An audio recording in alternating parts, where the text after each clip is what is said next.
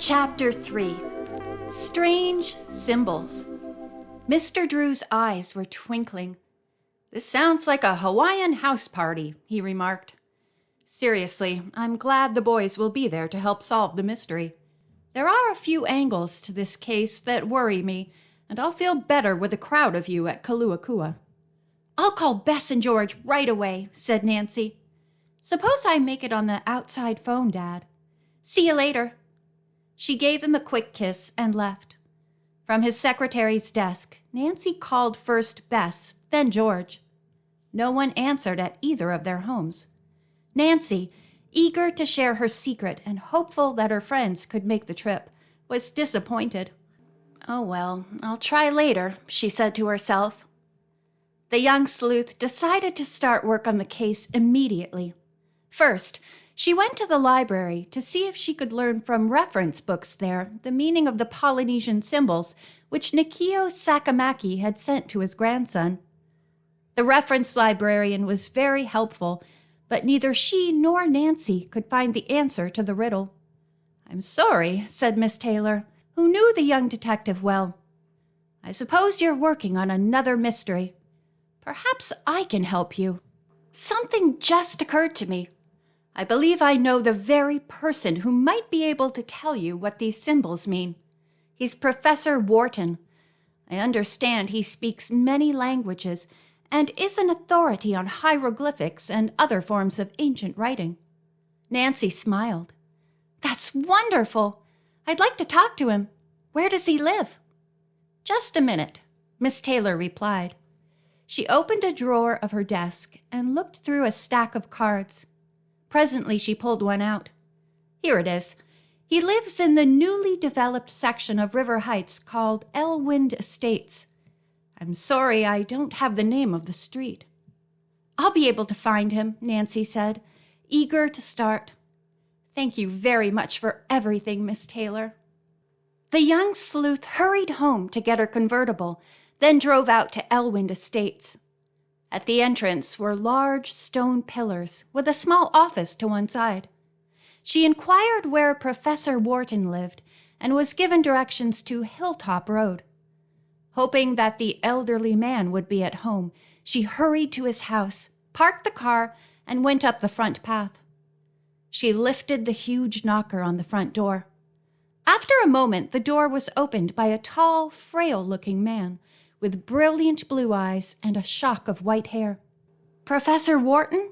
Nancy inquired. The man nodded and asked her to come in. As Nancy introduced herself and told why she was there, Mrs. Wharton came forward and was introduced.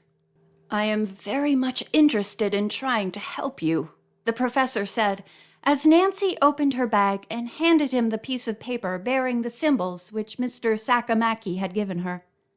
"Ah, yes," the professor murmured, looking down at the paper. Mrs. Wharton asked Nancy to be seated, and her husband excused himself to go to his study. He was gone for only a few moments. "I have your answer," he said, smiling. "These are ancient Polynesian symbols, to be sure. The first one means water, and the second, sleep or death." "Water and sleep or death," Nancy repeated thoughtfully. "This is a wonderful help to me. Thank you very, very much, Professor Wharton." Nancy was so excited by what she had learned that she decided to stop at her father's office and tell him about the meaning of the symbols. To her delight, Mr. Sakamaki was there. Mr. Drew looked at his daughter intently, then broke into a chuckle. "Mr. Sakamaki, I can tell you right now that Nancy has already solved one part of our mystery." "So soon?" the islander asked unbelievingly. Nancy told the two men how she had learned the meaning of the Polynesian symbols. "Have you any idea, Mr. Sakamaki, what your grandfather could have meant by water and sleep or death?" she asked. Mr. Sakamaki shook his head. "I can only make a guess. Since grandfather told me not to sell Kaluakua before I learned its mystery, I would say that perhaps he meant the golden pavilion contains the secret because it is near the water. As to the sleep or death symbol, I have no idea." "Is it possible," Nancy asked, "that someone who was dear to your grandfather sleeps in death beneath the pavilion?" After a few moments of thoughtful silence, Mr. Sakamaki said that he was sure such was not the case. Then he changed the subject of conversation. "I came here to tell your father that I have just had an airmail letter from the caretaker, Kiabu. It said that the night before, at dusk, a mysterious native dancing girl had appeared in the pavilion. Kiabu claimed that she looked like a ghost dancing the hula.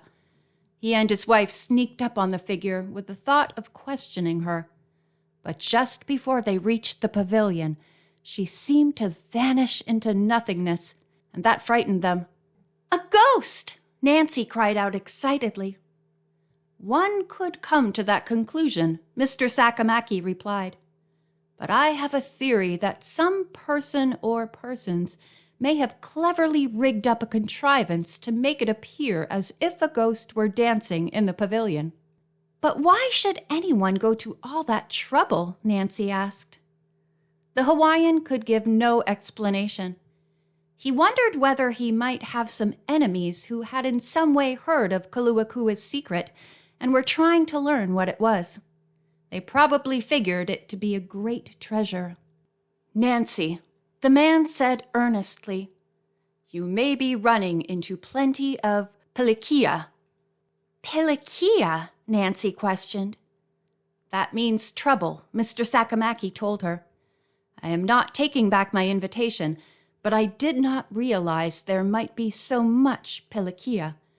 I believe you should think over the whole matter carefully before you decide to go. Instead of discouraging me, your latest news makes me want to tackle the mystery of Kaluakua all the more." The Hawaiian smiled. "I was hoping you would say that," he told her. A moment later, he rose to leave. "My very best wishes to you and all your party," he said. After Mr. Sakamaki had left, Nancy once more telephoned to Bess and George. This time she found both of them at home and asked the two girls to come to the Drew house immediately. "Big adventure coming up," she told the cousins, who promised to hurry over. They arrived at the Drew home at the same time as Nancy. Bess, blonde and slightly plump, dimpled as she smiled. "Is this adventure just for fun, or is it going to be full of hair-raising episodes like the other mysteries we've worked on together?" "Whatever it is, I'm ready for something different," George remarked.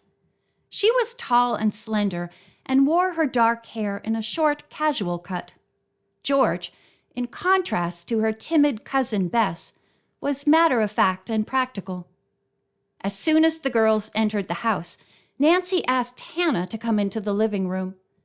After the four sat down, the young sleuth told about the proposed Hawaiian trip.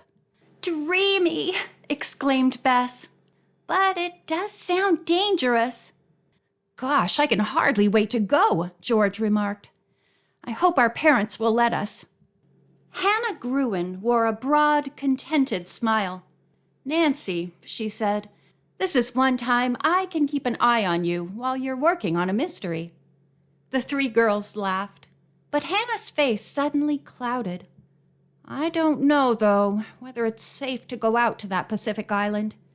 They have volcanoes out there that are apt to start up any minute, and their food is so different." "Hannah, dear," said Nancy, "it's high time you learned more about the state of Hawaii.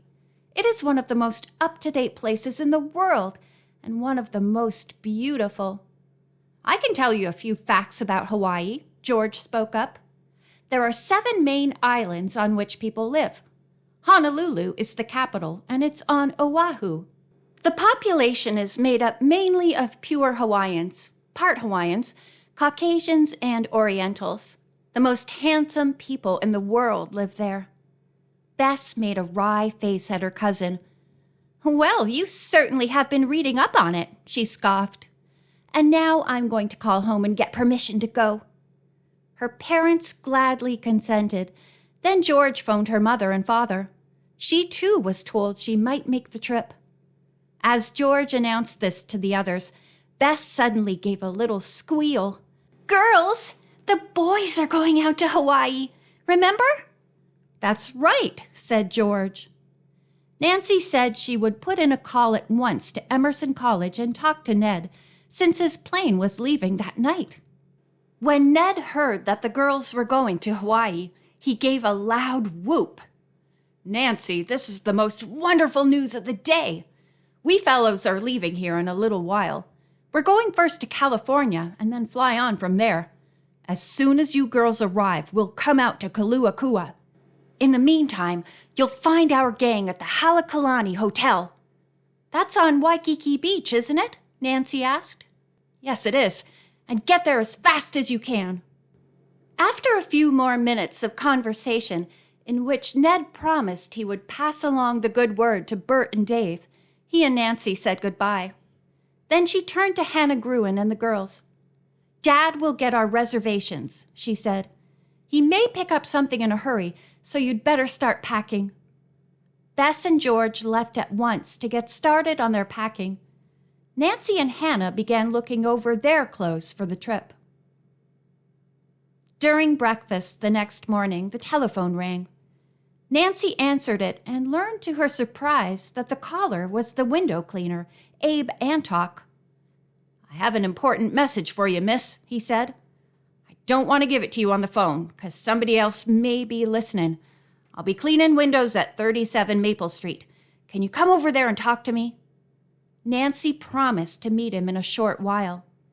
Eager to learn what Abe had to tell her, she finished her breakfast quickly and started out.